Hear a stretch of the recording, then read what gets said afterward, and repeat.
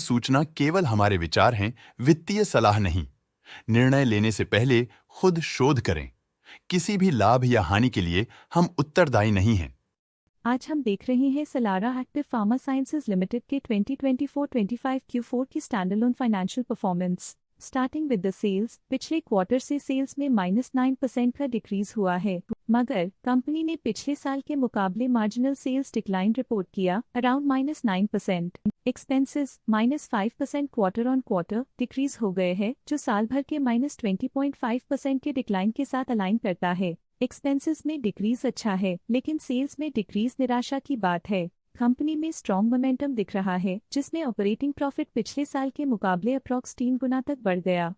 Quarter on quarter around -26% decrease हुआ है। Operating profit margin (OPM) annual basis पे 12% से इंक्रीज हुआ है और पिछले क्वार्टर के कंपैरिजन में -3.5% से डिक्रीज हुआ है। एक्सेप्शनल आइटम्स को ऐड करके अदर इनकम पिछले क्वार्टर के कंपैरिजन में लगभग 3 गुना बढ़ गई, बावजूद इसकी ईयरली ग्रोथ 105% हुई है। इंटरेस्ट एक्सपेंसेस पिछले क्वार्टर से 10% अप हुआ, लेकिन ईयर ओवर ईयर डिक्रीज -5% हुआ है। डिप्रिशिएशन कॉस्ट्स में क्वार्टरली -1% का डिक्लाइन देखने को मिला और ईयरली बेसिस पे -3% का डिक्रीज देखा गया। प्रॉफिट बिफोर टैक्स एनुअली 97% बढ़ा, लेकिन प्रीसीडिंग क्वार्टर से -160% डिक्रीज हुआ है। इस साल कंपनी ने -53% टैक्स पे किया। नेट प्रॉफिट ने ईयर ऑन ईयर 98% का इंक्रीज दिखाया, लेकिन लास्ट क्वार्टर से -160% का कंट्रैक्शन हुआ है।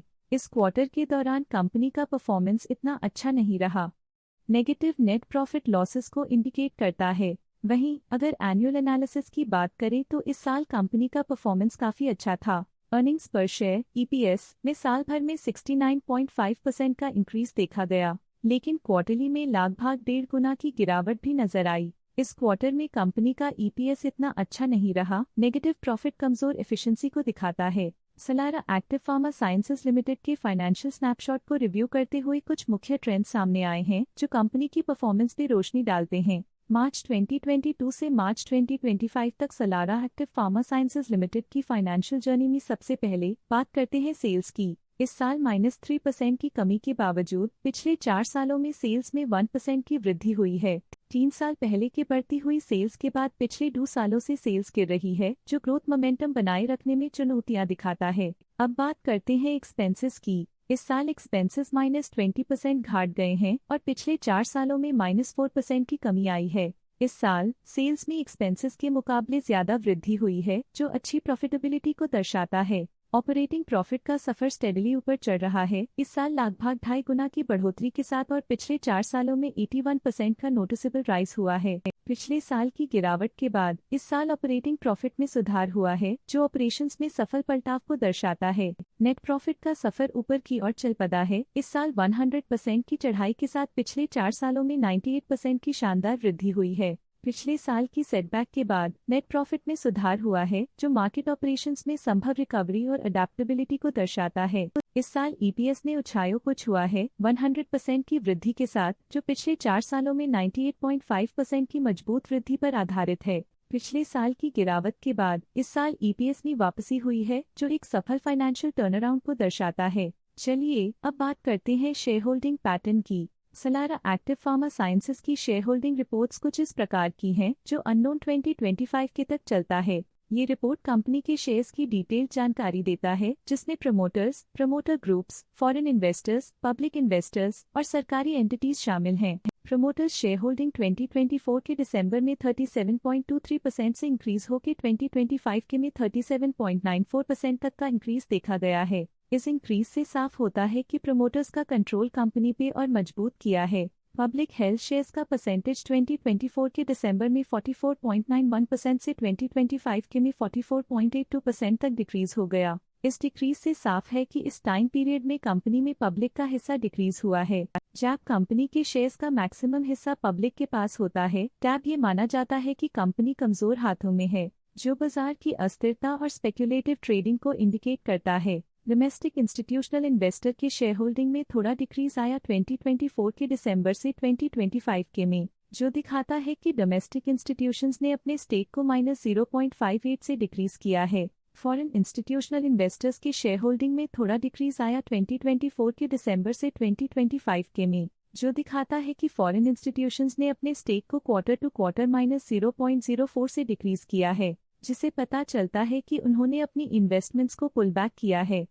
ये था कंपनी का करंट शेयर होल्डिंग पैटर्न। चलिए झांकते हैं इस क्वार्टर की प्रमोटर डील्स पर जो विशेष रूप से सुर्खियों में रही। 14 मार्च 2025 को कौशल्या संतानम ने 1000 शेयर्स अपने पोर्टफोलियो में शामिल किए 500.06 रुपीस पर यूनिट के हिसाब से, जिसका टोटल था 5 लाख। 6 मार्च 2025 को प्रोनॉम्स वेंचर्स एलएलपी ने 13.6 शेयर्स खरीदे 461.5 रुपीस पर यूनिट के हिसाब से, जिसका टोटल था 62.8 लाख।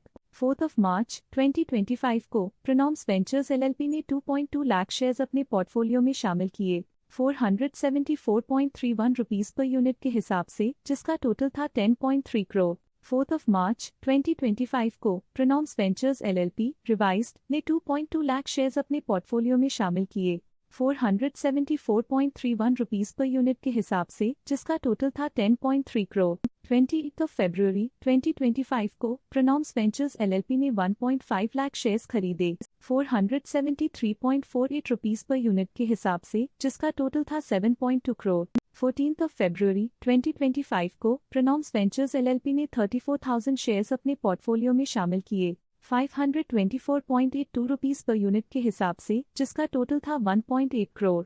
5 फरवरी 2025 को प्रोनॉम्स वेंचर्स एलएलपी ने 78,000 शेयर्स इन्वेस्ट किया 516.68 रुपीस पर यूनिट के हिसाब से, जिसका टोटल था 4 करोड़। इन सभी ट्रांजैक्शन से हमें समझ में आता है कि किस तरह के इन्वेस्टमेंट्स ने इस क्वार्टर में प्रभाव डाला है। आइए देखते हैं इस क्वार्टर के DII डील्स ने बाजार को किस तरह प्रभावित किया है। 24 फरवरी 2025 को आरती भाटिया ने 2 लाख शेयर्स खरीद लिए 490 रुपीस पर यूनिट के हिसाब से, जिसका टोटल था 10 करोड़। 24 फरवरी 2025 को भाटिया सुरेश ने 2 लाख शेयर्स पोर्टफोलियो से हटा दिए 490 रुपीस पर यूनिट के हिसाब से, जिसका टोटल था 10 करोड़। उम्मीद करते हैं कि इस क्वार्टर के DII डील्स का ये विश्लेषण आपको पसंद आया होगा और उपयोगी लगा होगा। आज के लिए फाइनेंशियल सेक्टर में इतना ही। देखने के लिए धन्यवाद। स्टॉक लेटेस्ट न्यूज अपडेट के लिए चैनल को सब्सक्राइब करें और वीडियो को लाइक एंड शेयर करें।